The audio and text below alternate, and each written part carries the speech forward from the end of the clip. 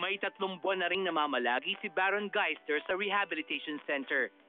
January 30 ng taong kasalukuyan nang voluntaryong pumasok dito si Baron matapos magpasya ang Professional Artist Management o PAMI na iban ang aktor sa paggawa ng anumang proyekto sa showbiz.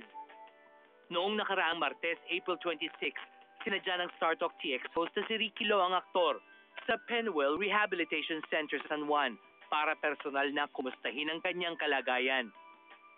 So, parang ilang days ba yung dapat maitagal dito? Well, dun sa binigay po sa akin ng PAMI, mga 3 months lang. But ako mismo, ayun, I decided to stay longer na mag-extend para hinog na hinog talaga ako. So, could you describe your typical day here? Mula sa pagising hanggang sa pagtulog? We have a wake-up call at 6:30. By 7, we're eating breakfast already. And then 8 o'clock, we just have an hour to read the Bible. We have to clean this house. And then after that, we have our morning serenity devotion. We have lessons. Ito, bakit hindi nagluluto ng mga pagkain dito? Yeah, kami rin nagluluto, naglalaba, lahat. So, after this, what are your career plans? What do you plan to do back into the outside world? My plan is to stay sober, of course. That's my plan. Yeah. And then, here, hindi ko muna kasi binigyan ng plano yung showbiz eh. Parang mayroon ka bang mensahe doon sa mga tao outside or sa mga taong sa tingin nila ay na-offend mo or sa tingin mo ay na-offend ka?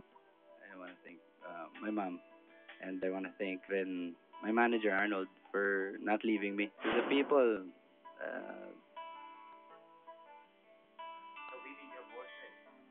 yeah. Well, I want to thank them pa rin for, allowing me to see my mistakes. Alam mo yun? But now I feel more confident, with whatever I do. I'm in a safe place. I'm only accountable to God now.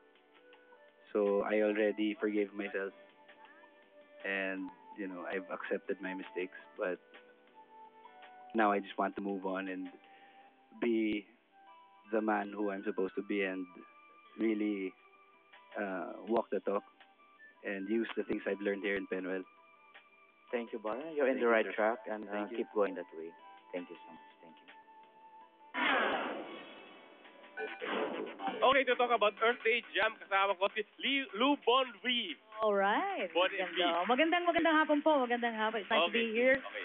Mga kapatid, mga kaibigan, lahat-lahat, mga kapamilya, lahat po ng mga everybody watching the television, iniimbitahan po namin kayo, of course, Hawakan ko. na panoorin Okay. ang Earth Day Jam. Yeah. Syempre. Okay, tapos, okay. Kasi po, magsasama-samang muli ang napakadami mga musicians, Six Cycle Minds, Bloomfields, Brigada, Franco, Imago, myself, Nina,